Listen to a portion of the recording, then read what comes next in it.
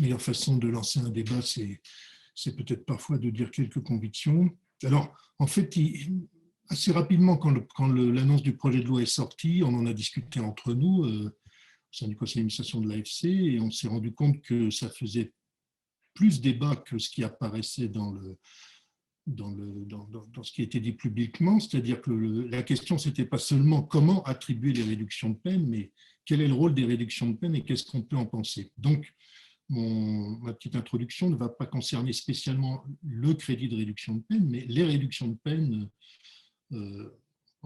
en général. Il nous a semblé que ça méritait un débat et que le débat autour du projet de loi, pour le moment, était un peu limité. Parce que ce n'est pas une question si simple que ça. Alors, en fait, je vais vous présenter ça sous deux aspects. Un rappel historique, que j'illustrerai avec des éléments de mon expérience professionnelle, mon expérience pénitentiaire professionnelle.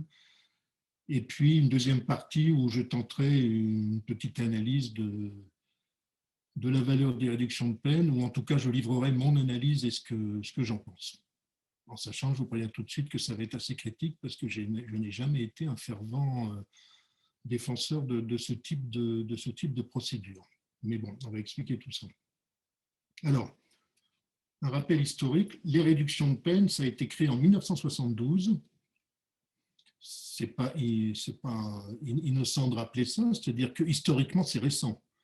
C'est pas comme la libération conditionnelle qui date de la Troisième République et de la fin du XIXe siècle. C'est quelque chose de récent. Alors, comment ça a été créé? C'est une loi du 12 septembre 1972. C'était Pompidou, le président de la République à l'époque, Messmer, le Premier ministre, Pleven, le ministre de la Justice, Raymond Marcellin, le ministre de l'Intérieur. Ce sont les signataires de cette loi.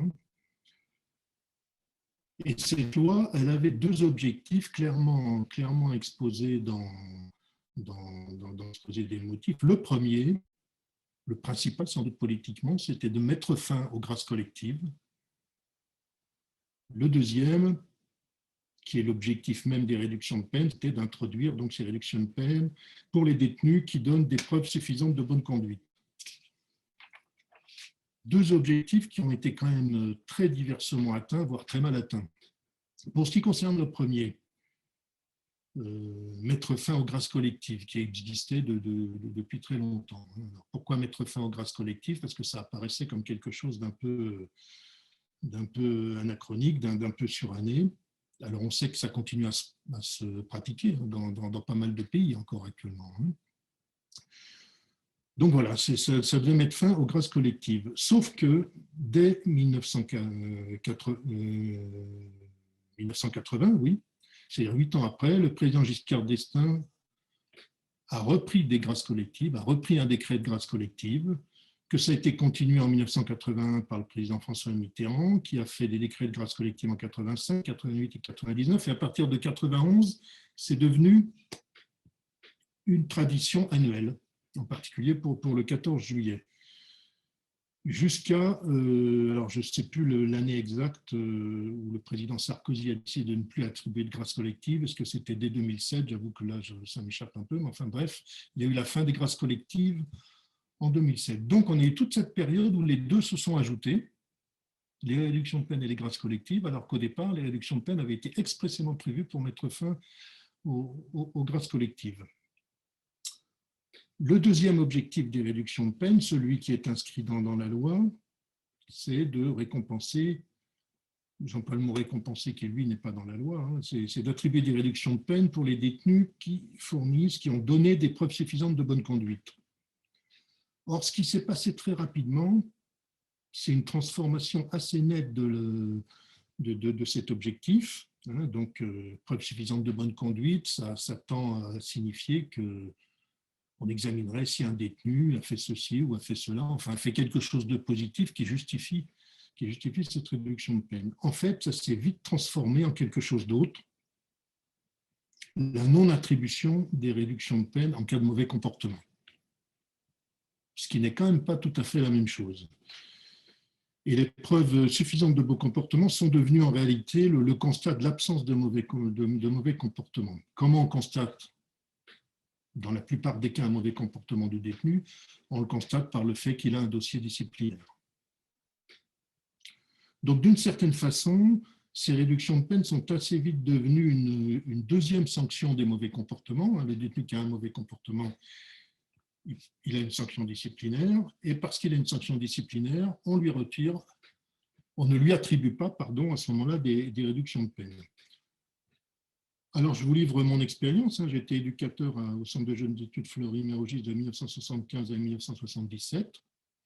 C'est récent par rapport à la loi de 72, c'était quelques années après, et on était déjà dans ce schéma. Alors, les commissions d'application des peines se passaient d'une façon très, comment je vais dire ça, très rapide en fait. On examinait les cas des détenus qui étaient dans les temps de pouvoir bénéficier d'une réduction de peine, c'est-à-dire ça s'évaluait chaque année et on pouvait attribuer 3 mois de réduction de peine aux détenus pour bonne conduite. Il y avait un papier qui circulait entre tout le monde, entre tous les membres de la CAP, avec des petites cases, et on mettait avis favorable ou avis défavorable. Et il n'y avait pratiquement pas plus de procédures que ça. Et en fait, l'avis défavorable était lié à l'existence de procédures disciplinaires. Bon, on peut dire que d'une certaine façon, l'automatisation était déjà en marche, la systématisation était déjà en marche. Autre élément important, le développement des réductions supplémentaires de peine. Des réductions de peine supplémentaires qui vont devenir plus tard les réductions supplémentaires de peine.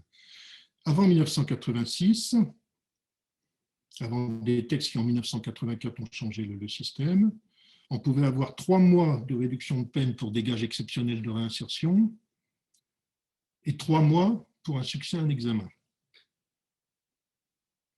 Alors, succès à un examen, on peut penser que c'est relativement simple à considérer.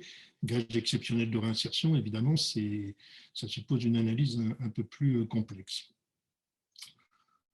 Donc, entre 72 et 86, on a eu une période où on pouvait avoir 6 mois possibles de réduction de peine supplémentaire et 3 mois de réduction de peine pour bonne conduite, soit 9 mois, ce qui est considérable sur une année. À partir de 1984, on a une nouvelle définition des réductions de peine supplémentaires qui en fait cumule ces 2 anciennes réductions de peine supplémentaires en une seule et qui dit une réduction supplémentaire de la peine peut être accordée aux condamnés qui manifestent des efforts sérieux de réadaptation sociale.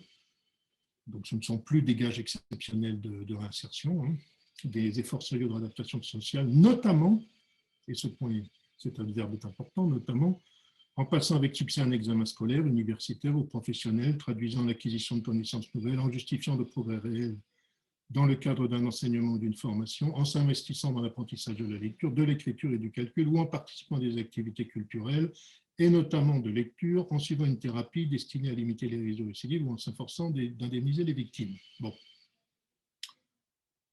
Vous voyez qu'il y a 2 fois le mot notamment dans le texte. C'est très ouvert. C'est très ouvert. C'est beaucoup plus ouvert que le texte précédent. Mais il y a eu un changement du quantum de réduction de peine qu'on peut obtenir, puisque ces nouvelles réductions de peine, elles ne peuvent concerner que 2 mois sur 1 an pour un détenu.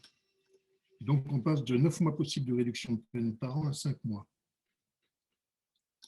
en 1984.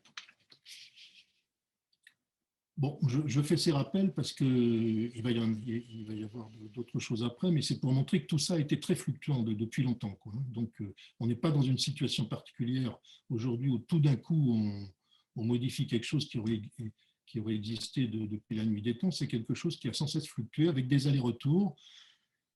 Et ce qui est, alors je ne sais pas si c'est intéressant à constater, mais je le constate, c'est qu'on n'a fait que de diminuer le nombre de réductions de peine possibles depuis 72 qui n'est pas une période particulièrement laxiste. Il faut se rappeler qu'à ce moment-là, depuis le début des années 70, il y a les révoltes dans les prisons et que le fait d'accorder cette possibilité de réduction de peine jusqu'à 9 mois n'est sans doute pas complètement étranger à tout ça. Alors, on en arrive aux crédits de réduction de peine qui sont institués en 2004. Alors moi, j'ai tendance à penser que les crédits de réduction de peine n'ont pas automatisé l'accord des réductions de peine, parce que pour moi, cette automatisation existait déjà existait déjà largement dans la pratique. Vraisemblablement, la mise en place des crédits de réduction de peine a pris en compte ce fonctionnement qui était là et l'a validé sans changer fondamentalement les choses, avec quand même un changement dans la façon de les concevoir, puisque le quota, là aussi, a une nouvelle fois été réduite, puisque avant c'était 3 mois de réduction de peine par an, et c'est passé à 3 mois de réduction de peine la première année et 2 mois les années suivantes. Donc une nouvelle diminution en 2004. Donc voilà, effectivement, on automatise juridiquement l'octroi des réductions de peine dès le début de la peine, puisque le principe du crédit de réduction de peine, c'est que dès le début de mise à exécution de la peine, on calcule l'ensemble des réductions de peine sur le total du temps que le détenu va faire et on les déduit de sa peine. Et du coup, on valide aussi ce qui s'est passé depuis le début, c'est-à-dire qu'on passe de l'analyse du bon comportement à l'analyse du mauvais comportement, mais de façon, j'allais dire, presque plus claire, puisque les décisions qui vont être prises, c'est non plus l'octroi de la réduction de peine, mais le retrait de la réduction de peine. Retrait de la réduction de peine, évidemment, pour un mauvais comportement. Donc, on voit en 72, le crédit de réduction de peine est créé. Le crédit de peine, la réduction de peine, pardon, est créée. Elle est créée pour favoriser les bons comportements. A priori, quand on lit le texte, on pense que c'est quelque chose qui doit être assez individualisé, voire totalement individualisé. Et on arrive en 2004, où c'est automatisé, mais en fait, ça l'était déjà. Et on prend en compte en fait le mauvais comportement et pas du tout le bon comportement, malgré ce qui est écrit dans les textes. Alors, pour ce qui concerne les réductions supplémentaires de peine, on a là aussi une évolution qui est assez complexe, hein, parce que les efforts sérieux de réinsertion sociale, ça se heurte depuis le début à des choses très pratiques. C'est l'offre d'activité dans les établissements pénitentiaires, l'offre de travail, donc la mise en relation de la volonté, du désir éventuel d'un détenu de participer à des choses et la possibilité réelle de le faire. Que ce soit des activités culturelles, des activités d'insertion professionnelle, du travail en atelier. Voilà. Donc, on a là aussi une évolution qui se fait dans la pratique, en tout cas que moi j'ai connue dans les postes où j'ai travaillé, hein, qui fait qu'on élargit très largement l'attribution de ces réductions supplémentaires de peine, ce qui fait qu'à mon avis, on échappe un peu quand même à l'idée d'efforts sérieux de réinsertion sociale. Je vais vous expliquer tout simplement ce que j'ai vécu dans mon dernier poste. Mon dernier poste en service pénitentiaire, c'est entre 2010 et 2013. Bon, il y avait relativement peu, voire très peu de possibilités d'activité pour différentes raisons. Résultat, les réductions supplémentaires de peine étaient accordées, par exemple, à des détenus qui s'inscrivaient à des ateliers théâtre, ateliers culturels, qui s'inscrivaient sur les listes de demandeurs du travail. Ils ne pouvaient pas, on ne pouvait pas donner suite à ces inscriptions puisqu'on n'avait pas assez de place dans ces ateliers, dans ces activités. Donc on prenait en compte, je dis on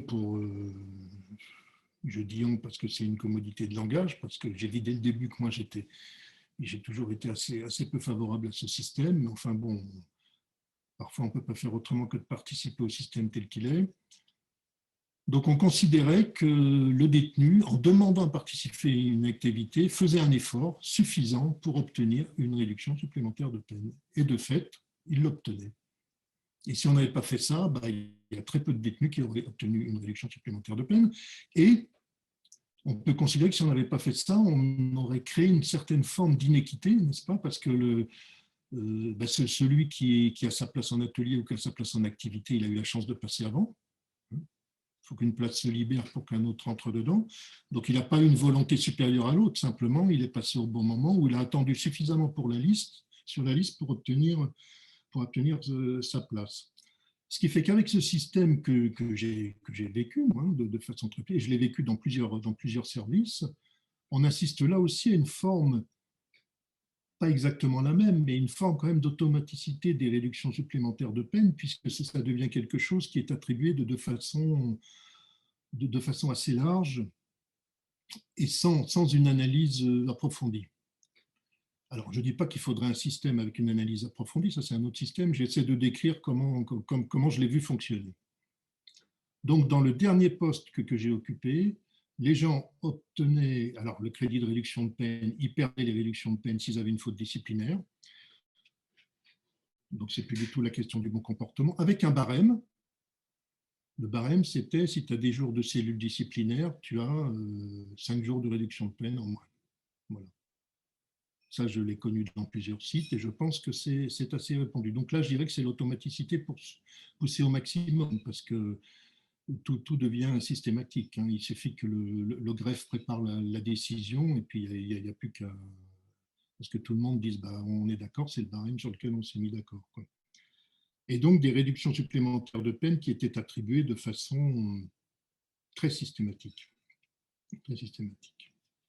Alors, une fois que j'ai fait ce rappel rapide, hein, je sais qu'il est trop rapide, et puis livrer un peu mon expérience, la façon dont je vois ça, je vais livrer rapidement, hein, pour qu'on passe au débat, quelques éléments, parce qu'évidemment tout ce que je dis pendant cette intervention est totalement critiquable et contestable. Le système de réduction de peine, que ce soit actuellement le crédit de réduction de peine ou les réductions supplémentaires de peine, ça n'existe qu'en France. Aucun autre pays n'a mis en place ce système. Aucun. Donc, aucune comparaison internationale possible. Aucune étude permettant de voir ce que ça peut donner ici ou là. Alors, je l'ai dit, dans pas mal de pays, on a toujours les grâces collectives qui fonctionnent de façon plus ou moins importante. Et bon, c'est quand même assez difficile à comparer. Alors, il y a un argument qui a été développé ces derniers temps en disant que la formule du crédit de réduction de peine était utile pour la prévention de la récidive. Ça a été écrit comme ça dans différents textes, pour la prévention de la récidive, car ça donne une date de sortie claire, précise, permettant de construire des projets de sortie. Bon. Évidemment, pour définir qu'une action de prévention de la récidive est possible, il ne suffit pas d'avoir une date de sortie précise. Alors, toujours selon mon expérience, cet intérêt est pour moi assez relatif parce que je me souviens de ce qui se passait avant le crédit de réduction de peine. En fait, tous les détenus précalculaient les réductions de peine auxquelles ils allaient pouvoir avoir droit et avaient en tête une fin de peine possible en fonction de ces réductions de peine auxquelles ils allaient pouvoir prétendre. Et quand j'étais éducateur, la première chose que me demandait un détenu, c'était chef, j'ai calculé, normalement, je vais sortir, si j'ai mes réductions de peine à cette date-là, est-ce que c'est vrai? On vérifie au greffe, oui, c'est vrai, si tu as tes réductions de peine, tu sortiras à ce moment-là. Bon. Alors, je ne pense pas que le crédit de réduction de peine a vraiment changé énormément de choses à ce niveau-là. Bon, c'est une opinion que je donne, hein, elle est bonne ou elle n'est pas bonne, mais c'est ma vision des choses. Il y a un autre élément qui est important, c'est que même avec le crédit de réduction de peine, une date de sortie, ça reste quand même très hypothétique, pour des tas de raisons. Est-ce qu'on va avoir des réductions supplémentaires de peine ou pas? Est-ce qu'on va avoir un retrait de crédit de réduction de peine? Est-ce qu'on va avoir un aménagement de peine? Est-ce qu'il y a des sursis qui vont être évoqués? Est-ce qu'il y a une autre peine qui va arriver? Est-ce qu'il va y avoir des confusions, etc., etc. On peut multiplier les exemples, mais mon expérience est plutôt de constater que c'est quand même assez rare que cette question soit simple pour tous les détenus, quoi. Et qu'il n'y a pas que la question des réductions de peine qui se pose là. C'est soumis quand même à beaucoup d'aléas. Alors, quand on étudie l'évolution des aménagements de peine depuis 1972, des aménagements de peine, je dis bien, on s'aperçoit que statistiquement, ils ont décru depuis 1972, en particulier la libération conditionnelle. 72, donc date de création des réductions de peine. On constate une correspondance, je dis bien une correspondance, évidemment, il n'y a aucune causalité là-dedans, une correspondance de temps entre le développement des réductions de peine et cette décrue des aménagements de peine. Ça n'a pas changé après l'institution des crédits de réduction de peine. La mise en place du crédit de réduction de peine n'a pas du tout boosté les aménagements de peine. Ils ont continué à décroître pendant un certain nombre d'années. Et d'ailleurs, en 2007-2008, l'administration pénitentiaire s'est donné comme objectif de travailler au développement des aménagements de peine parce qu'il ne cessait de baisser.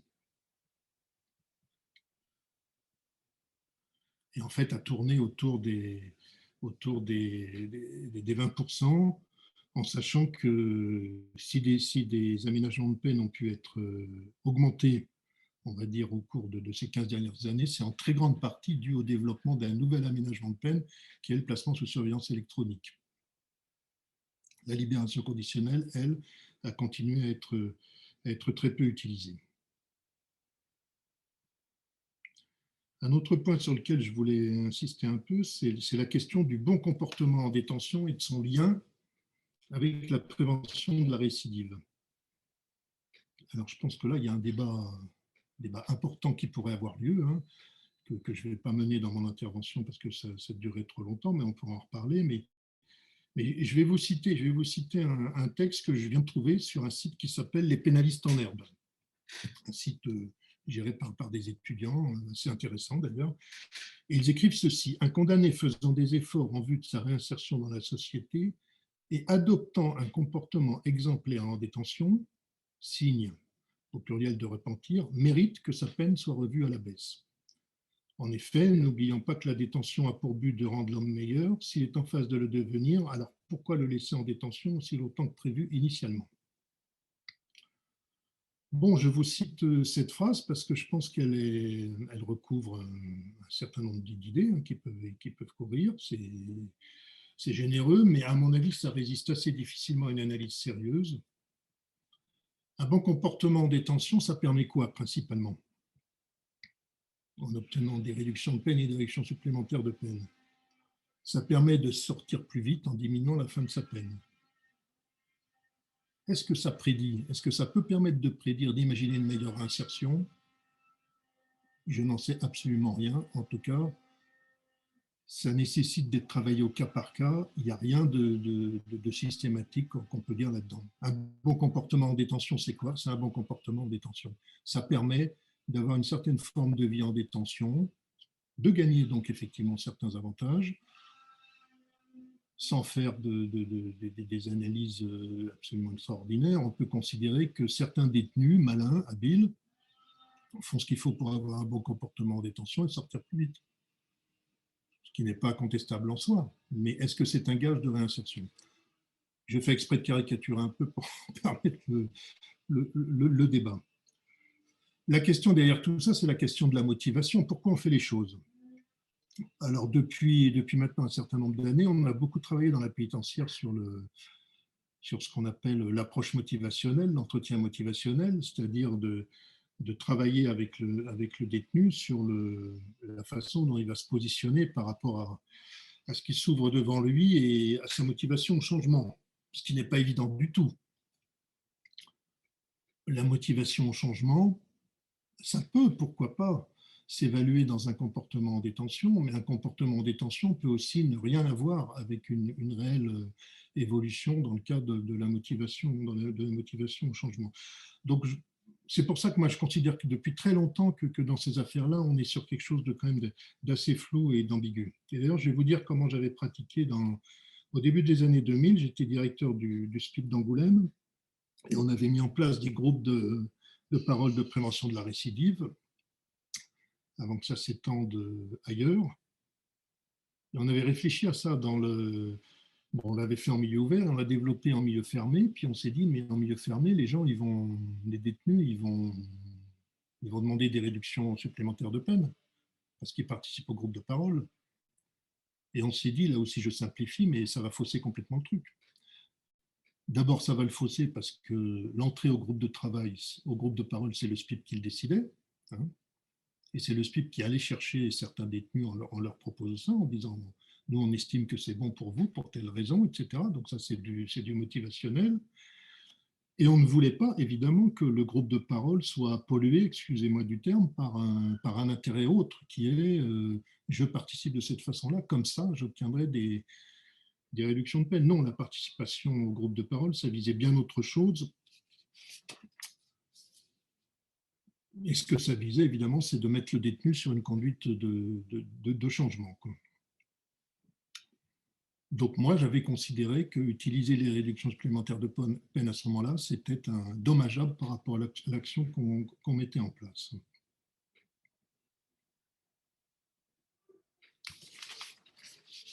Bien, alors pour terminer cette introduction, avec certaines choses que j'ai dit sans doute beaucoup trop rapidement, je pense qu'il y a un vrai débat à avoir là-dessus, hein, sur l'importance de ces réductions de peine. Et je vais quand même vous livrer quelques chiffres supplémentaires qui datent, mais qui ne sont pas inintéressants à prendre en compte, alors qu'actuellement on débat un peu sans chiffres. Dans une étude publiée par le CESDIP en 1985, ils avaient analysé une cohorte de condamnés, une peine de 3 ans et plus, et on s'est aperçu que par rapport à une cohorte analysée en 1973, donc un an après que les réductions de peine aient été mises en place, donc elles n'étaient pas encore vraiment mises en place, et ben en 1973, on avait 2 sur 3 de ces condamnés qui bénéficiaient d'une libération conditionnelle, condamnés de 3 ans et plus.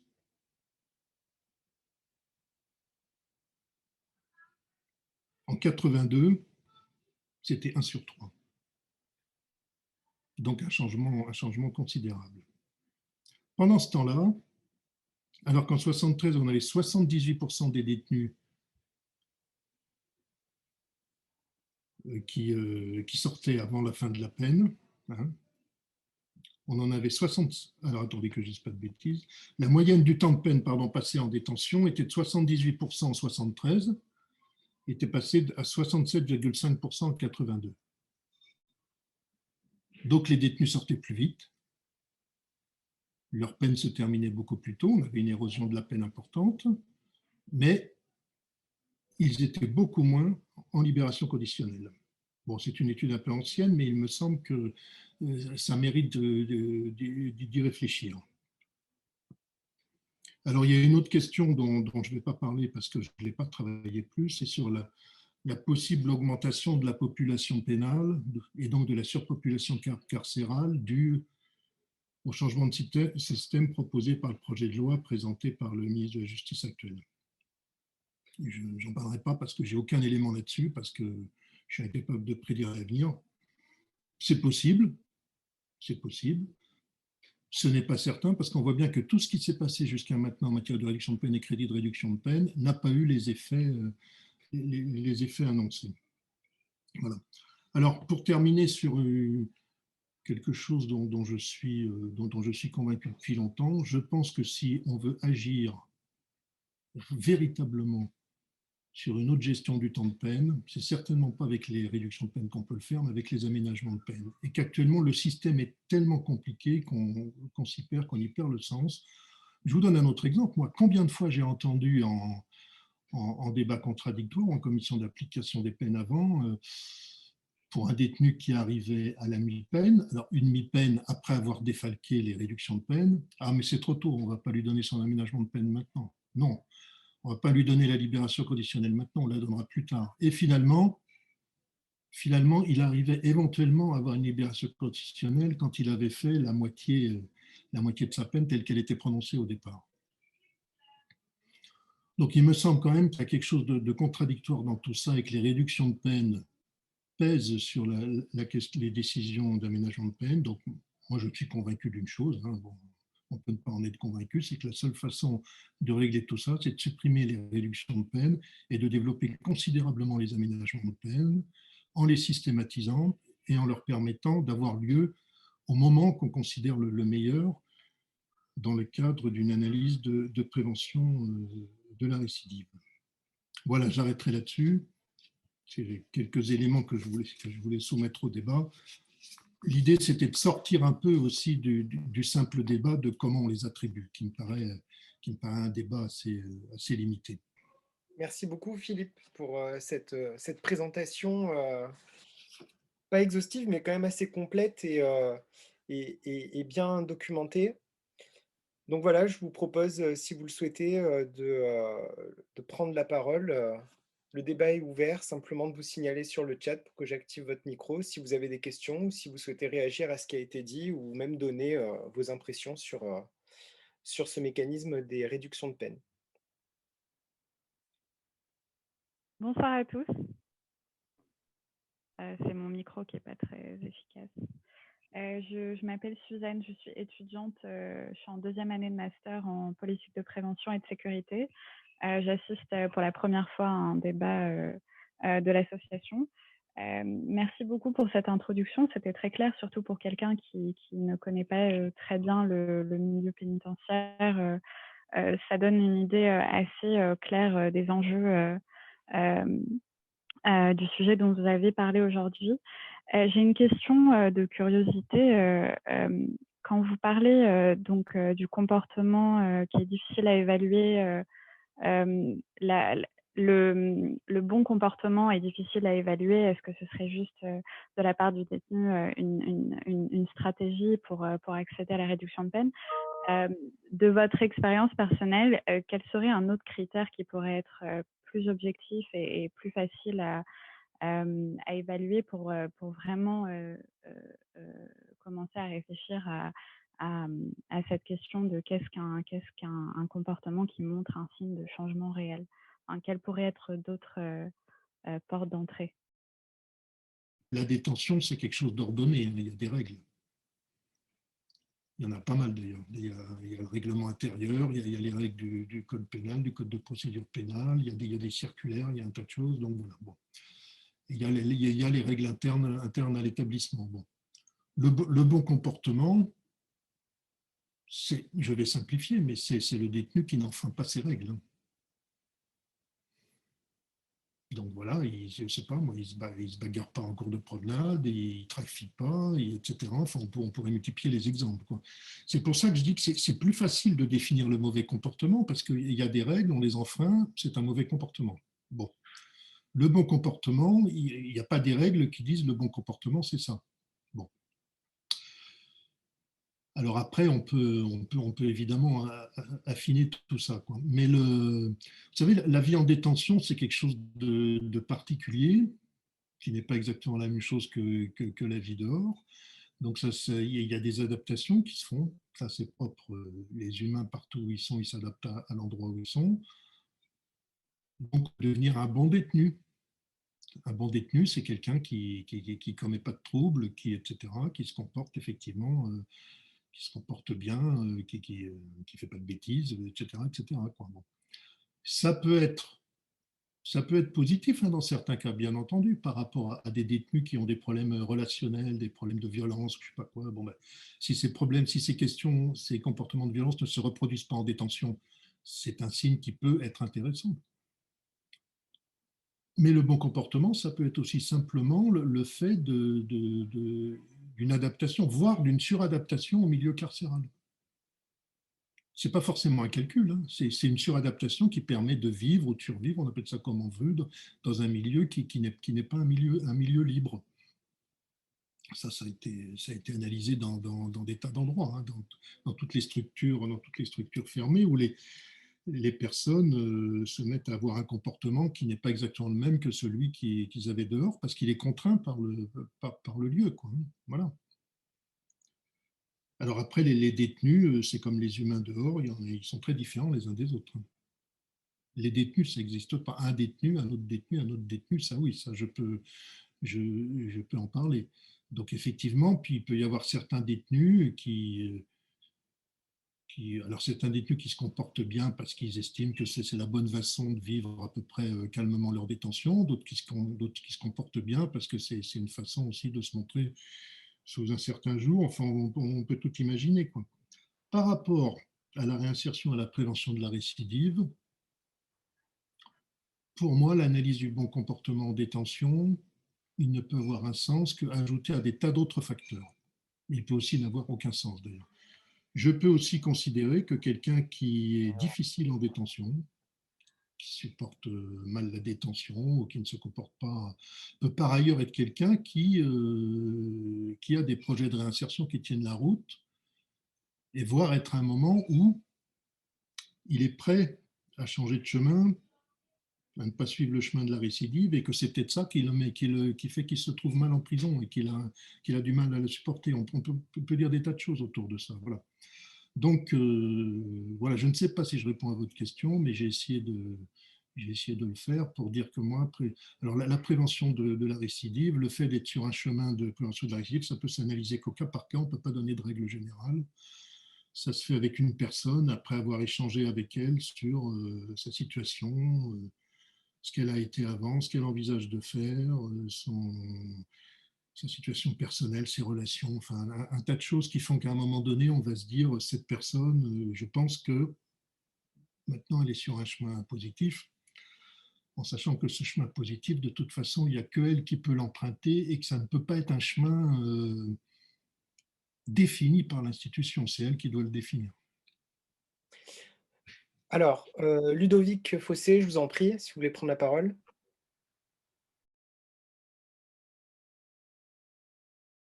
Moi, je suis juge d'application des peines. Donc, je voulais juste réagir effectivement aux propos de Philippe Potier. Moi, je ferais des distinctions un peu plus fortes que ce qu'il a pu proposer sur ces questions des réductions de peine. Alors, je suis assez d'accord effectivement sur les réductions de peine pour bonne conduite, ce n'est pas du tout un instrument de prévention de la récidive.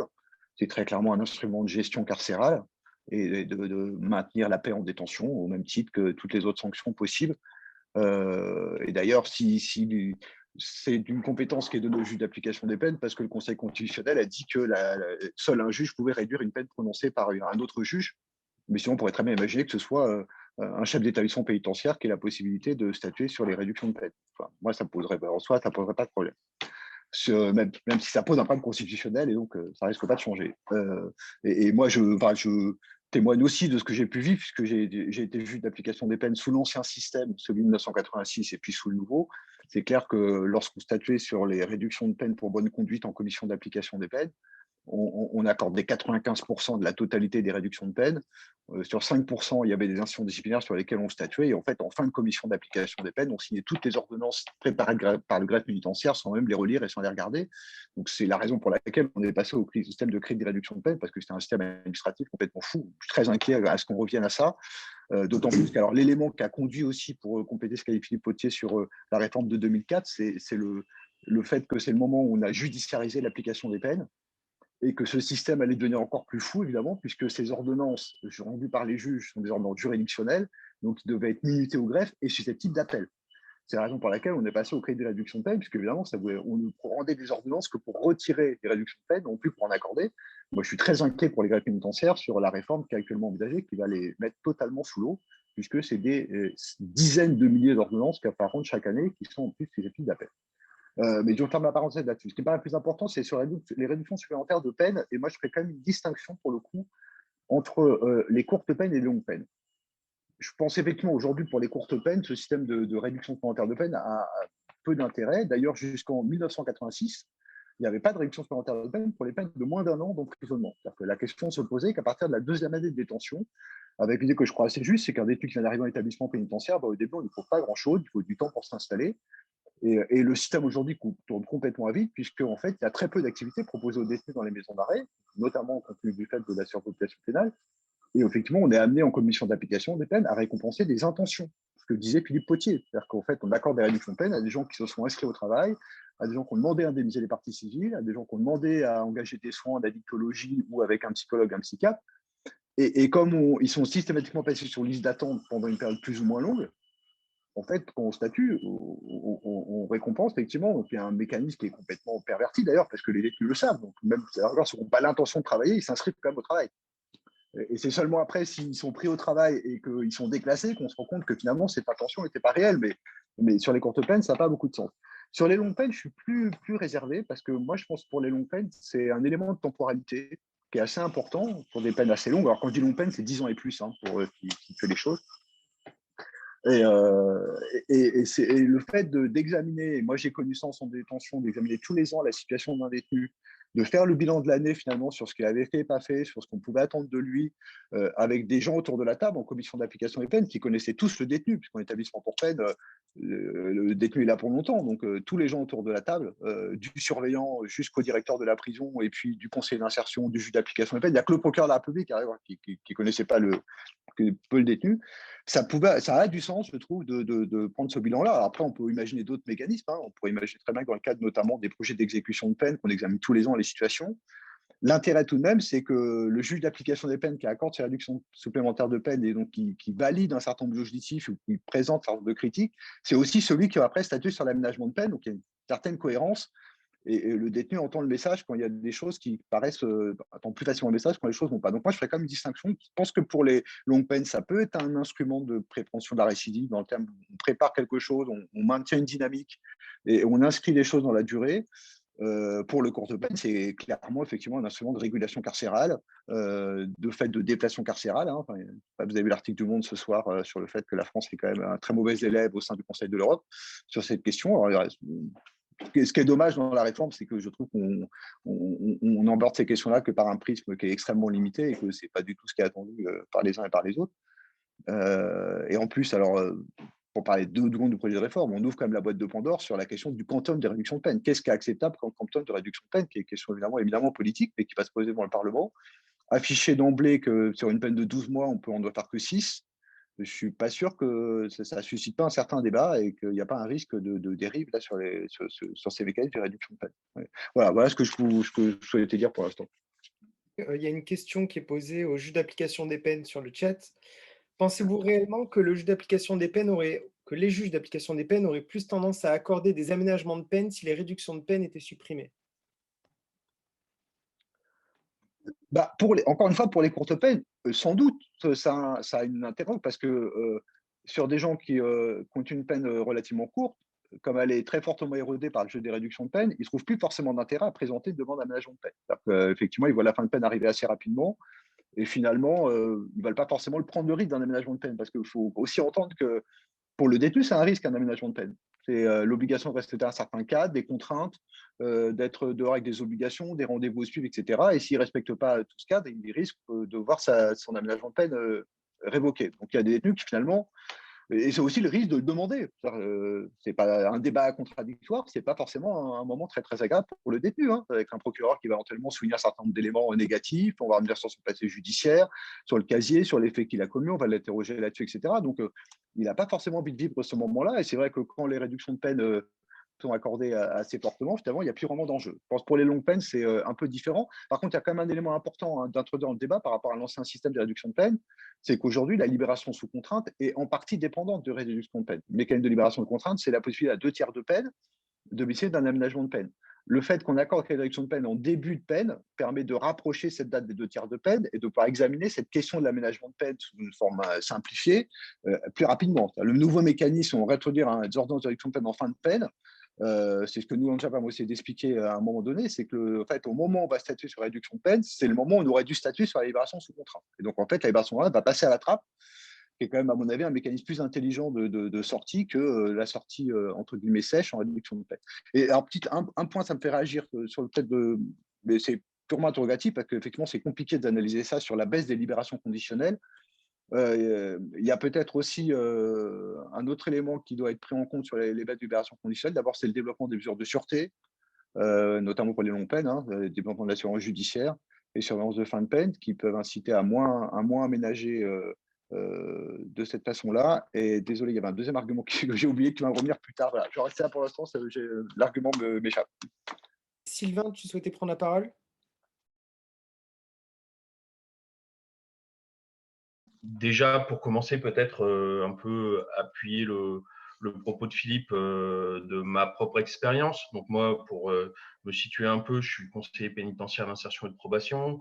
J'ai travaillé pendant une dizaine d'années au SPIP de Paris, en milieu ouvert, donc avec des gens qui n'étaient pas détenus. Puis ensuite, pendant une autre dizaine d'années, en milieu fermé au centre pénitentiaire de Saint-Quentin-Fallavier, c'est dans la grande région lyonnaise. Donc un établissement qui cumule une maison d'arrêt, donc courte peine ou personne en attente de jugement, et un centre de détention, peine, on va dire, moyennes à longues, donc entre des peines de 3-4 ans jusqu'à des 59 à la vie, on va jusqu'à du 20-25 ans. Voilà, avec des profils qui ne sont pas des personnes extrêmement dangereuses ou des crimes extrêmement graves, etc. Donc, voilà, mon expérience, elle repose surtout sur la pratique des réductions de peine en milieu fermé dans cet établissement-là. Mon analyse, c'est effectivement, et pour enchérir un petit peu sur ce que disait Philippe, d'un système très mécanisé finalement, et y compris au niveau des réductions supplémentaires de peine. Alors, on aura peut-être un point de divergence avec M. Fosset qui vient de parler, mais moi, je ne fais pas une grosse différence. Je trouve qu'entre les crédits de réduction de peine qui visent le comportement et les réductions supplémentaires de peine qui sont censées, je dis censées parce qu'à mon sens, ce n'est pas réellement ça, viser des efforts sérieux de réinsertion.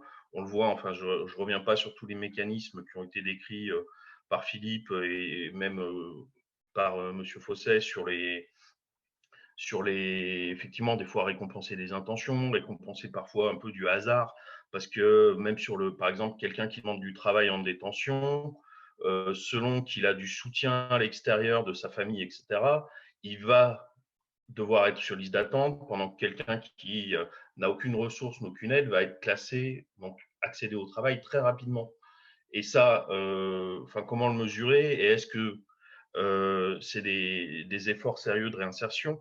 Et au-delà de ça, il y a toutes sortes d'autres dispositifs, l'éducation nationale, la formation, le soin, tous ces éléments qui sont pris en compte au titre des réductions supplémentaires de peine et qui sont parfois particulièrement instrumentalisés par un certain nombre de détenus qui connaissent très bien le système, qui savent très bien qu'il faut, pour obtenir de manière systématique tous les ans leur réduction supplémentaire de peine, passer par la case psychologue, passer par la case j'ai mis en place un virement régulier à mes parties civiles, etc.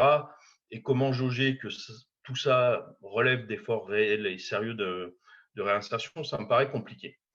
Et donc, voilà, en plus, ça embolise plein de systèmes. D'abord, le système d'application des peines, où effectivement, on peut passer un temps énorme à discuter de est-ce qu'il faut accorder 20 jours ou 30 jours, ou etc.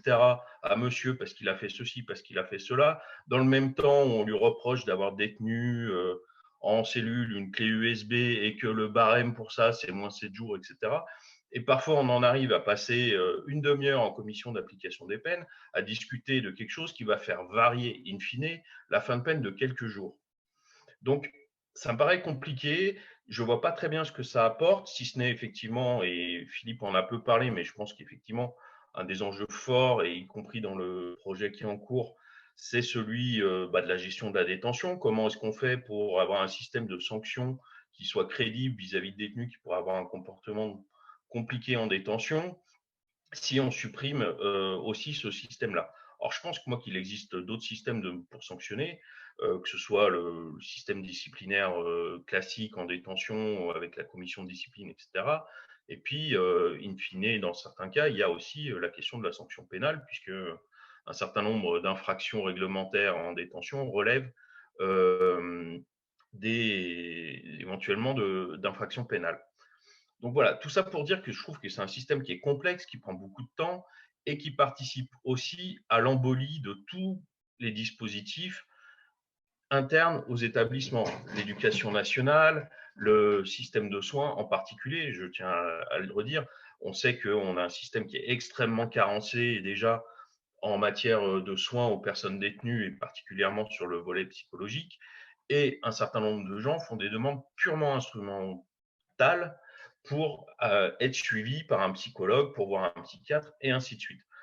Et donc, ces professionnels se retrouvent un peu submergés dans beaucoup d'établissements de demandes dont on serait bien incapable de certifier de l'authenticité pour finalement des résultats compliqués et de fait, ont peut-être moins de temps à consacrer à des gens qui non seulement en ont besoin, mais pourraient en faire la demande.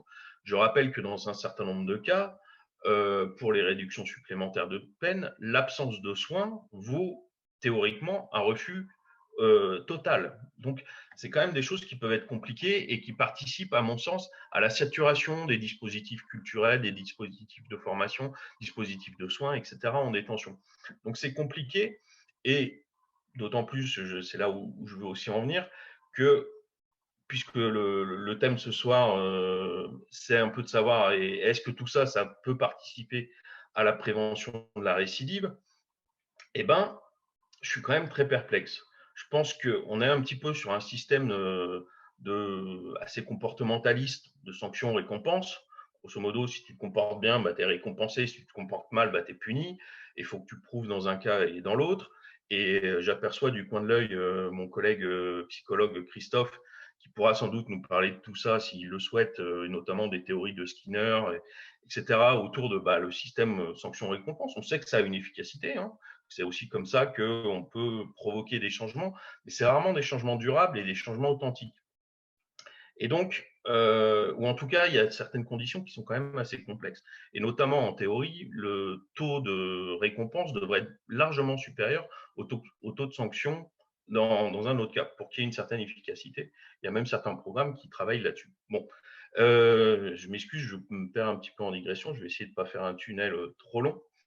Mais voilà, je pense qu'on est vraiment sur ce système-là et qu'on ne cherche pas vraiment à travailler en profondeur sur des questions de changement. On a parlé de questions motivationnelles, etc.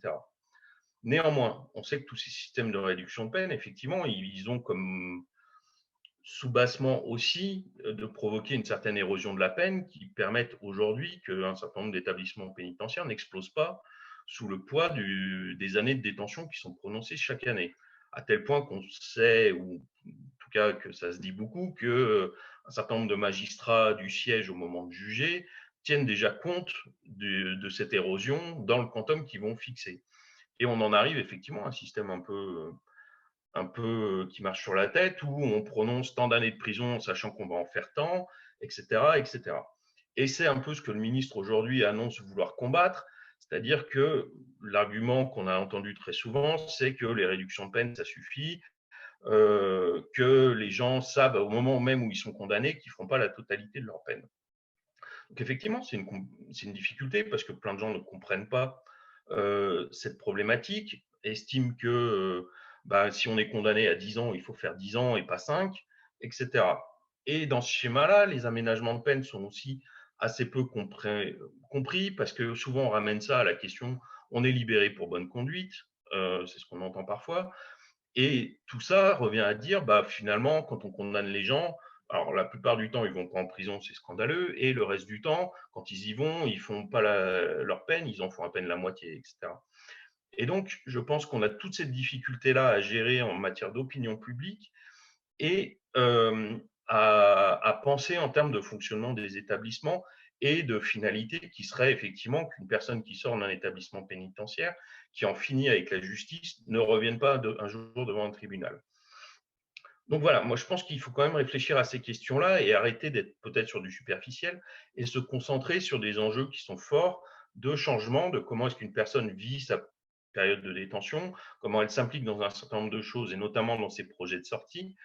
Et on sait que cette implication, cette adhésion à des projets qu'on a construits de manière autonome, volontaire, etc., est finalement le plus efficace que la construction de projets qui peuvent être parfois un peu, de la même façon, un peu utilitaristes, parce qu'on sait qu'on va passer devant un magistrat qui doit valider tout ça, ou voire on devra passer par des mécanismes simplifiés où on jugera sur dossier et on regardera est-ce que finalement monsieur a coché les bonnes cases ou pas.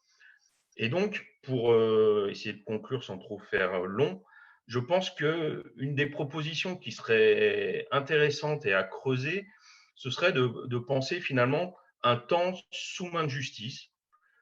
Une peine qui est prononcée, elle a une durée qui est fixe, parce qu'un des enjeux, notamment avec la création des crédits de réduction de peine qui remplaçaient les réductions de peine, c'était de donner une visibilité plus forte à la date de fin de peine. Ce qui est un des gros problèmes du projet actuel, c'est que ça va retarder la date à laquelle on connaît la date réelle de libération, ce qui est quand même compliqué pour pouvoir préparer la sortie. Et donc, d'imaginer de penser ça avec une période, s'il y a une période de détention qui se passe en détention, mais automatiquement jusqu'à la date de fin de peine, aussi une période qui se passe à l'extérieur. Et que le basculement, à un moment, ne relève pas d'un aménagement d'une peine d'emprisonnement, mais relève du cours normal d'une sanction. C'est-à-dire que la sanction, elle est carcérale pendant un temps, elle est probatoire, puisqu'il s'agirait de milieu ouvert, dans un second temps, avec peut-être des questions à se poser sur à quel moment tout ça intervient. Mais du coup, dans ce cas-là, il n'y a pas d'érosion de la peine. Dès qu'on est condamné à 20 ans, on fait 20 ans au total. On sait quand ça finit et on sait à quel moment on va sortir. Et l'enjeu qui porterait, qui serait peut-être le plus important et le plus intéressant, c'est à quelles conditions on sort, à quelles obligations on est soumis, à quel suivi on devra répondre à la sortie. Et à ce moment-là, on ne conçoit plus les choses comme une faveur, une récompense d'un bon comportement, etc., mais un élément qui relève d'une sanction et de la réflexion qu'on peut porter sur comment on aide la personne à changer et à aller vers une absence de récidive. Cette proposition, je suis un petit peu taquin, elle a été faite par un homme politique français qui n'est pas connu pour être un énorme gauchiste, si je peux me permettre ce jugement de valeur, qui s'appelle Éric Ciotti, dans un rapport qu'il a rendu au président de la République à l'époque, en 2011.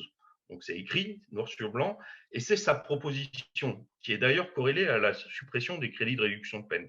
Donc on voit que ce n'est pas forcément une idée qui relèverait d'un certain laxisme ou d'une générosité de personnes qui voudraient absolument libérer les détenus, mais peut-être d'une question d'efficacité et de réelle réflexion sur quel est le parcours qu'on propose à une personne qui est sanctionnée pour une durée qui correspond proportionnellement à la gravité des faits commis, et comment est-ce qu'au cours de ce parcours-là, on a des échéances et des passages connus et ciblés, et comment est-ce qu'à chaque fois, on prépare ces échéances-là. Alors bien sûr, ça ne pourrait pas remplacer aussi le fait qu'au cours d'une période de détention, et notamment longue, comme disait M. Fossé, on réfléchisse régulièrement et qu'on discute où en est la personne, comment est-ce qu'elle avance et comment les choses se passent. Voilà, désolé, j'ai été très long. Merci beaucoup, Sylvain. Alors, Alain, tu souhaitais prendre la parole. Ce débat est évidemment tout à fait passionnant et Philippe a très bien fait de l'introduire.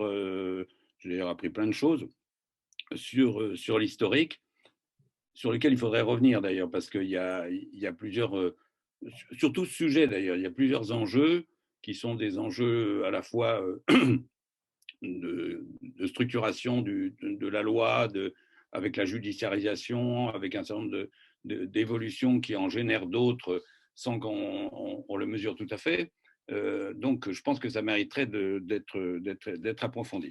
Moi, ce qui me pose problème, c'est qu'on est quand même dans une situation un tout petit peu compliquée, parce que ce débat est très, très riche, et on mesure bien qu'il va falloir le prolonger.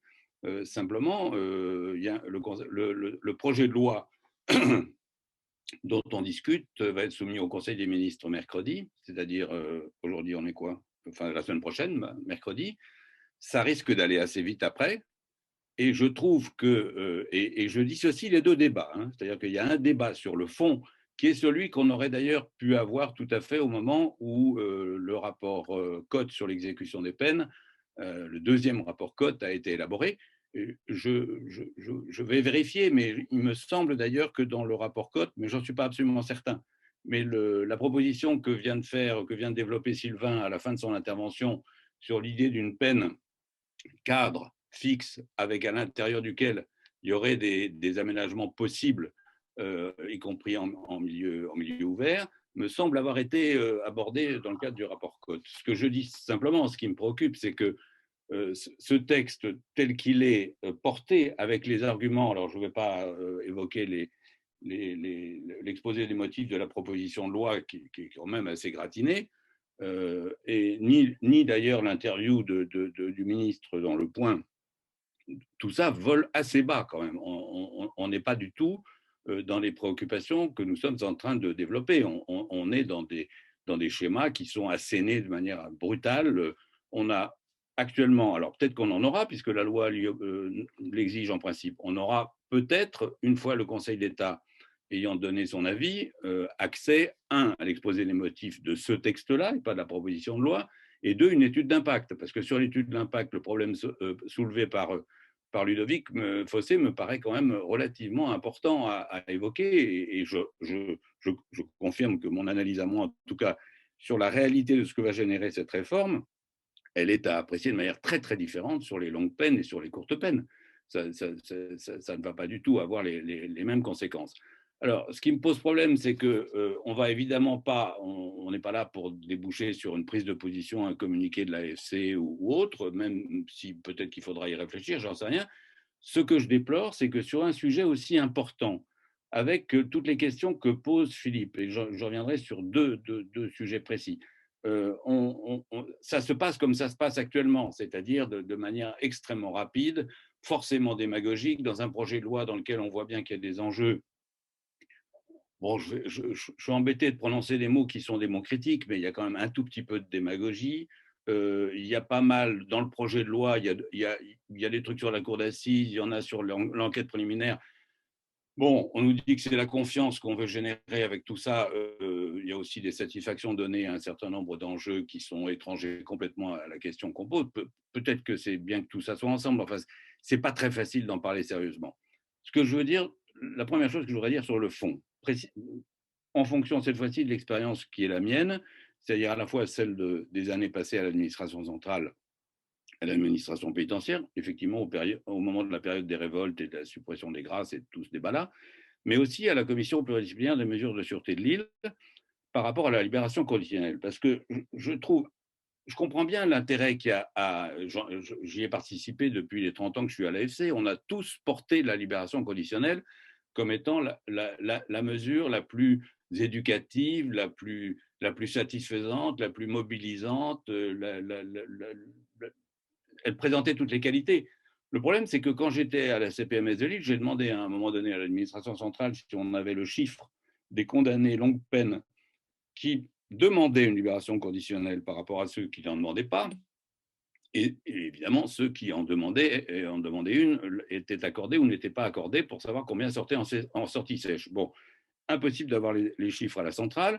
Donc, j'ai examiné avec le directeur régional de l'administration pénitentiaire de l'époque, le directeur interrégional avec Alain Gégaud, on a essayé de faire sur Bapaume un chiffrage. On s'est aperçu qu'en fait, sur 5 détenus, il y en avait 2 qui demandaient une libération conditionnelle, il y avait 3 qui ne la demandaient pas. Donc, ça pose vraiment un problème de fond, ça. C'est-à-dire que l'idée que la libération conditionnelle est le meilleur vecteur, d'accord, sauf que pour qu'elle soit le vecteur, il faut qu'il y ait une stimulation, il faut qu'il y ait un intérêt. Et de fait, on a affaire à des gens qui préfèrent, en grande partie, pour certains d'entre eux, rester devant la télé et voilà, bon, et ne pas bouger parce que peut-être il n'y a pas de sortie vivable pour eux derrière. Je ne sais pas, je ne porte pas un jugement moral, j'essaie d'y voir clair en termes de statistiques. Bon, et voilà. Bon, l'argument qui consiste à dire, par rapport aux aménagements de peine qui seraient consécutifs à un investissement dans une activité quelconque, j'entends bien l'argument, mais bon, est-ce qu'il suffit à écarter cet argument? D'accord, il n'y a pas d'activité, il n'y a pas de truc, il y a des gens qui peuvent faire semblant. Moi, je suis désolé, mais dans les dossiers de CPNS que j'ai vus, les rapports des CPIP que je voyais, quand c'était un investissement formel dans une activité ou auprès d'un psychiatre, ça résultait des rapports qui étaient faits sur le fait que c'était formel. Donc, ça ne donne pas droit à un aménagement de peine particulier si c'est formel. Ça s'évalue, ça aussi, comme le reste. Alors, voilà, bon, je suis un petit peu tout en vrac. Ce qui me préoccupe un tout petit peu, c'est que je pense aussi, moi, je reste favorable. C'est un principe, alors, je ne sais pas comment le qualifier, philosophique, ou de la sociologie, ou de la politique. Bon, l'Association française de criminologie, c'est toutes ces disciplines. Hein. Je ne suis pas choqué qu'on accorde un avantage, alors en termes de réduction de peine ou pas, mais à un détenu qui respecte le règlement. Ce n'est pas la même chose que de faire un effort par rapport à son projet de sortie. Après tout, dans une famille, dans une école, dans une institution, dans n'importe quelle institution, les usagers, il y a un règlement intérieur. Si ce règlement intérieur n'est pas respecté, il y a une sanction. C'est la logique normale. Et à partir du moment où effectivement on respecte ce règlement intérieur, c'est un plus, c'est-à-dire qu'on n'a pas de sanction.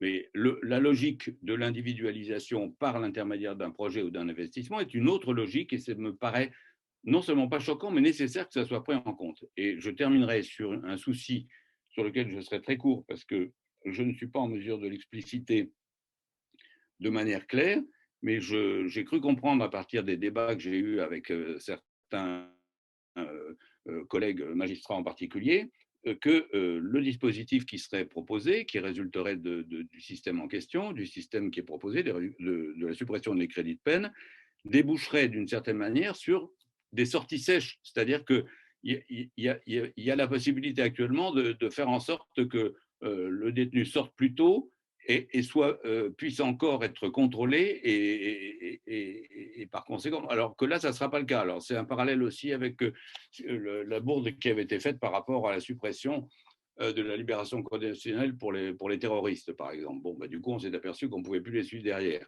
en supprimant la libération conditionnelle. Bon, voilà. Donc, voilà, tout ça est peut-être un tout petit peu confus, mais je pense que le débat est très compliqué et j'ai très peur d'un débat qui soit réduit à des approches complètement démagogiques, complètement à courte vue et non situées dans un ensemble qui pourtant avait été travaillé et préparé par le rapport Cotte il y a pas si longtemps que ça, il y a 3 ans ou 4 ans. Bon, voilà. Et j'attends l'étude d'impact et sa critique, ou en tout cas la discussion qui pourra en résulter. Merci Alain. Est-ce que d'autres personnes souhaitent réagir ou apporter leur contribution au débat? Pour réagir sur le projet, je trouve qu'on est quand même dans un schéma très en trompe-l'œil. Parce qu'il est question de supprimer les crédits de réduction de peine, effectivement, qui sont taxés de systématicité et qui, effectivement, sont, comme leur nom l'indique, un crédit, c'est-à-dire qu'avant même tout effort, avant même quoi que ce soit, la personne déjà obtient dès la première année 3 mois de réduction de peine, puis les années suivantes 2 mois, et que c'est ce que dénonce le ministre et le dénonce autour effectivement de l'argument que ce serait incompréhensible pour les personnes, pour l'opinion publique, j'entends par là. Sauf que le problème étant qu'aujourd'hui, effectivement, le dispositif, comme l'a décrit Philippe, fonctionne avec des crédits de réduction de peine d'un côté qui relèvent effectivement de manière assez stricte des questions du comportement, du bon comportement en détention ou des sanctions disciplinaires, et de l'autre, les réductions supplémentaires de peine. Sauf que dans le projet qui a été communiqué, bien évidemment, comme il paraît compliqué de supprimer tel quel 3 mois pour la première année, voire 2 mois pour les années suivantes, sur toutes les peines qui seraient prononcées en France sous peine de faire exploser les effectifs des détentions, qui d'ailleurs remontent en flèche depuis l'épisode du premier confinement, malheureusement. Et donc, le dispositif aujourd'hui tel qu'il est pensé consiste pas en une suppression des crédits de réduction de peine, mais concrètement en une fusion des réductions de peine simples pour le comportement et des réductions supplémentaires de peine, avec pour l'instant, on verra si c'est confirmé tel quel, une addition des quantums, c'est-à-dire qu'une personne qui rentrerait en détention pour une peine d'1 an aujourd'hui, au bout de 6 mois, on examinerait la possibilité qu'il obtienne 6 mois de réduction de peine, effectivement, le faisant de fait sortir quasiment au lendemain de l'examen de ces réductions de peine. Et c'est là où je pense que ce que indiquait Alain sur les inquiétudes et le risque d'augmentation des sorties sèches, c'est là, c'est que en examinant plus tardivement les réductions de peine, potentiellement, on a des gens qui vont sortir entre guillemets, le lendemain de l'examen de leur réduction de peine. Et donc, préparer la sortie, proposer un aménagement de peine dans ces conditions-là relève du vœu pieux. Et c'est quand même une grosse difficulté qui, en plus, voilà, quand l'argument de fond est de dire il faut arrêter l'érosion de la peine que les gens ne comprennent pas, et en plus faux, parce qu'un certain nombre de mécanismes dans l'octroi de tout ça fait qu'au final, les gens vont même pouvoir prétendre à des quantums supérieurs de réduction de peine que ce qu'ils pouvaient obtenir aujourd'hui. Je ne rentre pas dans le détail mécanique de ça, mais c'est une réalité. Donc effectivement, c'est quand même un problème important en termes de mécanique judiciaire et de possibilité de préparer la sortie, d'aménager la peine, etc., qui ne résoudra rien fondamentalement, qui potentiellement va créer une porosité entre les critères qui ont été décrits pour les réductions de peine et les réductions supplémentaires de peine, puisque d'un côté, on a le comportement, de l'autre côté, on a les efforts de réinsertion, et les deux ne sont pas assimilables. Et déjà aujourd'hui, ça peut parfois être difficile de faire comprendre dans les fameuses commissions d'application des peines dont on parle, que quelqu'un qui a un comportement extrêmement exécrable en détention n'est pas forcément quelqu'un qui ne fait aucun effort. On a des gens qui, concrètement, se mobilisent, ont des projets, sont intéressés par certaines choses, suivent des soins, etc., mais qui, comme le décrivait Philippe, peut-être sont inadaptés à la détention pour toutes sortes de raisons. Et donc, si on arrête de séparer ces deux dispositifs pour tous les fusionner en un, et aujourd'hui le projet c'est ce qu'il dit, c'est on peut octroyer des réductions de peine aux gens qui manifestent un bon comportement et des efforts sérieux de réinsertion. De fait, la porosité qui existe déjà entre les deux critères risque de se renforcer, avec une difficulté, me semble-t-il, parce qu'on va en faire des outils encore plus peut-être de gestion de la détention, plus que des outils réellement de réinsertion et de prévention de la récidive. Ça me paraît être une difficulté assez importante du projet tel qu'il est aujourd'hui. Monsieur Duflot, si vous souhaitez prendre la parole.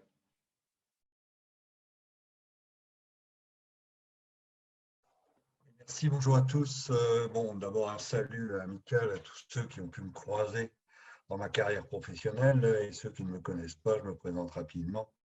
Je suis ancien directeur HR régional des services pénitentiaires, étant rentré dans cette administration en 1979, ayant fait donc 38 ans de carrière dans les établissements comme directeur d'établissement.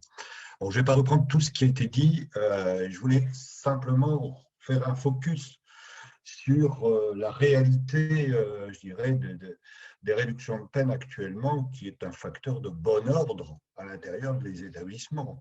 Bon ordre individuel et bon ordre collectif.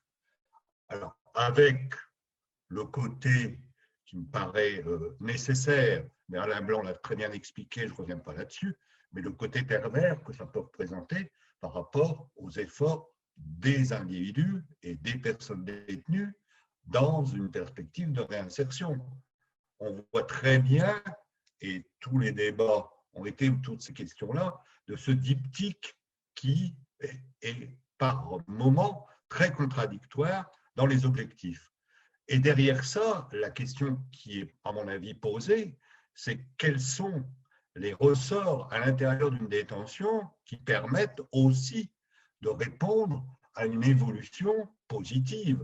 Or, on sait très bien actuellement, et étant sorti de l'institution, ayant maintenant un regard plus politique, quoique ça ne m'a jamais échappé vraiment, on sait très bien que si on ne renforce pas à l'intérieur des établissements les capacités de réponse aux carences des individus, eh bien, tout cela n'est qu'un effet de manche et un effet de communication sous une forme démagogique, à mon avis. Et ce que je crains, c'est au-delà de tous les propos humanistes, en réalité, on renforce le côté de demande de réponse répressive. Alors, je crois qu'on a perdu la connexion avec Monsieur Duflot. Bon, en attendant, Philippe, je te propose de prendre la parole et puis on rendra peut-être la parole à Monsieur Duflot quand il se reconnectera. Oui, je voulais juste préciser, alors c'est à la fois suite à l'intervention d'Alain et à celle de Sylvain.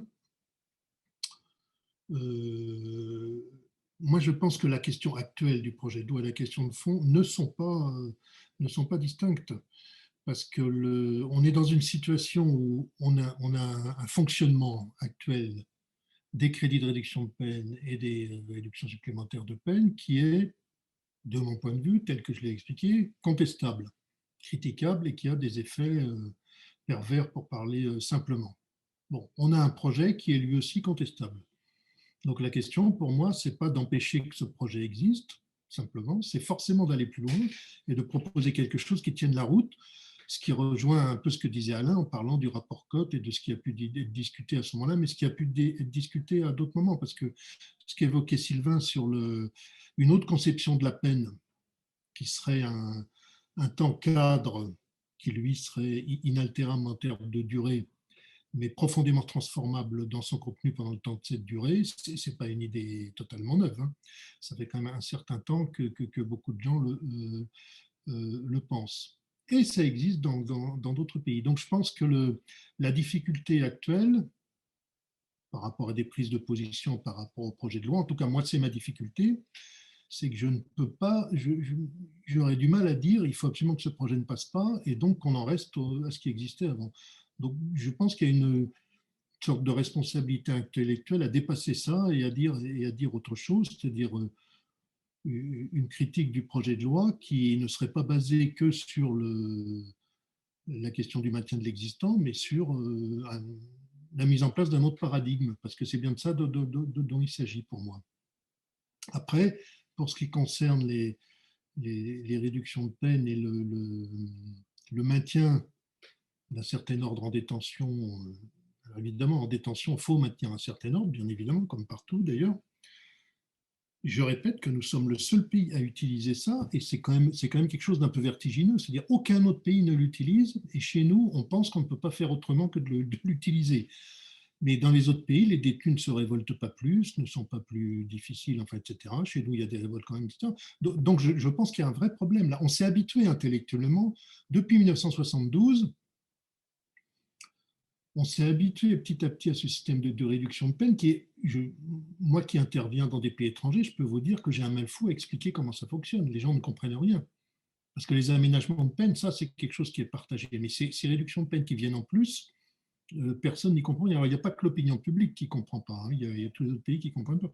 Ce n'est pas pour rien que ça n'a jamais été suivi par quelqu'un d'autre. Donc, oui, bien sûr, on peut maintenir l'ordre en détention sans réduction de peine, puisque tous les autres pays du monde tentent de le faire sans réduction de peine, et certains y arrivent pas plus mal que nous. Mais ça nécessite toute une discussion, parce que comment maintenir un certain ordre en détention et une pacification? Heureusement qu'on peut le faire autrement que par une crainte de sanctions. Il y a d'autres méthodes, dont certaines commencent à être utilisées en France d'ailleurs, les modules de respect, tout ça. Enfin, on pourrait parler de beaucoup de choses. Donc je pense qu'il faut qu'on arrive à sortir d'un état de la réflexion qui nous enferme pour passer à un autre paradigme, et que peut-être la réflexion criminologique sert à ça aussi, à dépasser l'actualité pour aller plus loin. Donc oui, le projet actuel est contestable, mais la situation l'est aussi. Donc que fait-on, quoi? Ludovic Fossé, pardon, et ensuite Alain.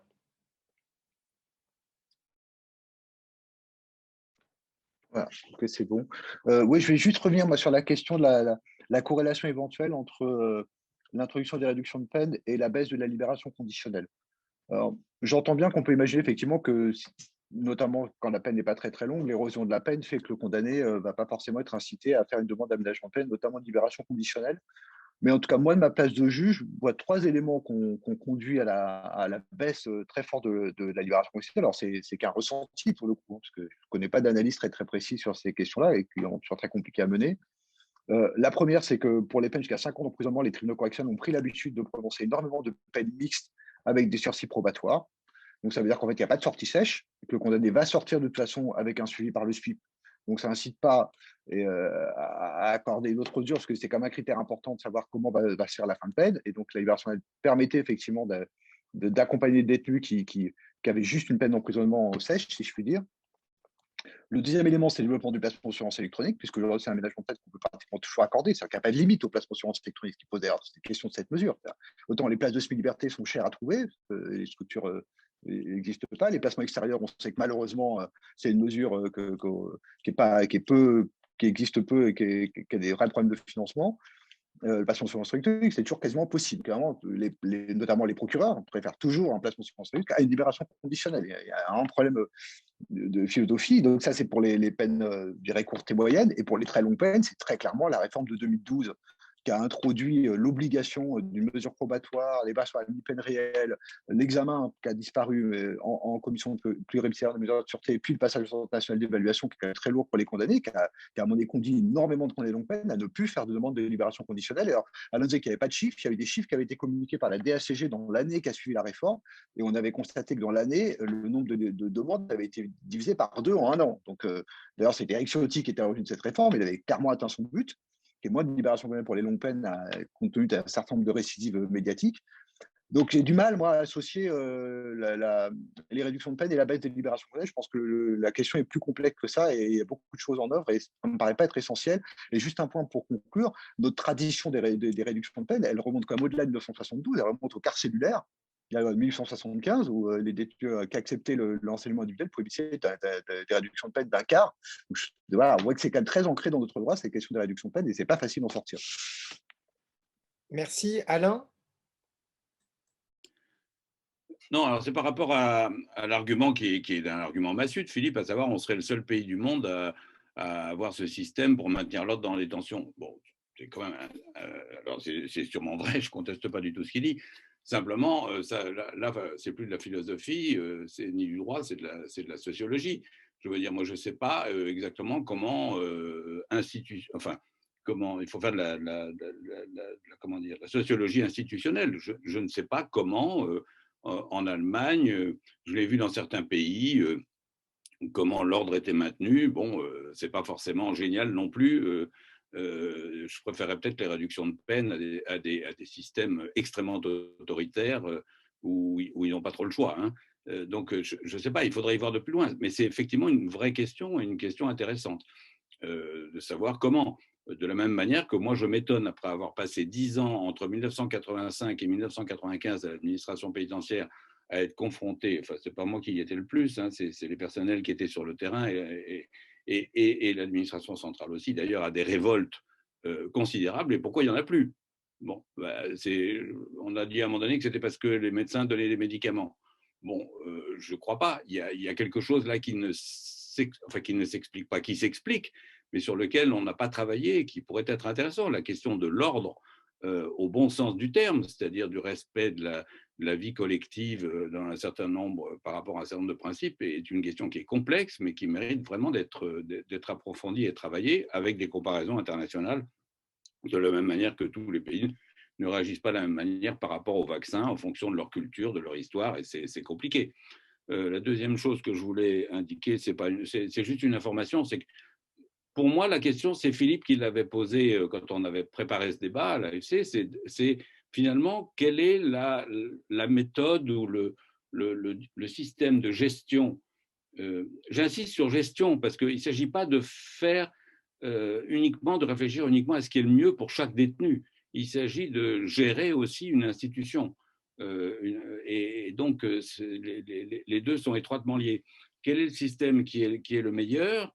Je ne sais pas très bien, mais en tout cas, moi, la question à laquelle j'ai envie de répondre, c'est de savoir quel est le système, mais tout le monde sera d'accord ici, je pense, c'est qu'est-ce que la criminologie nous apprend par rapport à ce qui est le plus adapté. Alors, je pensais simplement à cette remarque tout à fait banale et je m'en excuse, parce que j'ai eu Delphine Boiselle tout à l'heure au téléphone pour autre chose, puisque vous savez que Delphine Boiselle est avocate, présidente de l'OIP, mais qu'elle a créé une association des avocats spécialistes de l'exécution des peines. Elle me disait qu'elle avait reçu un tweet, alors je ne sais pas, peut-être que certains d'entre vous l'ont reçu, moi les tweets, je ne sais même pas comment ça marche, de Martine Herzog-Evans qui avait adopté une position par rapport à ce projet de loi. Bon, elle est une universitaire plus que reconnue en matière de criminologie. Moi, c'est ça ma question, c'est ça. Et si on devait à un moment ou à un autre adopter une position, ou en tout cas continuer à réfléchir, ce serait ça. C'est ça la question. Mais c'est celle que pose Philippe. Hein. Je vous propose de conclure. On voit bien que le sujet est quand même beaucoup plus complexe que ce qu'il n'y paraît. Et je pense que nous avons atteint l'objectif de cette soirée, c'était de montrer cette complexité, pas seulement sous l'angle du droit, mais aussi l'impact de ces dispositions sur un parcours d'exécution de peine. Voilà. Merci beaucoup à tous. Merci beaucoup d'avoir répondu présent à ce webinaire, d'avoir participé. J'ai trouvé ça passionnant et aussi intelligent. Ça donne de quoi réfléchir. Je vous souhaite à toutes et tous une très très bonne soirée et j'espère que nous aurons de nouveau l'occasion de pouvoir nous revoir dans le cadre d'autres webinaires organisés par l'Association française de criminologie.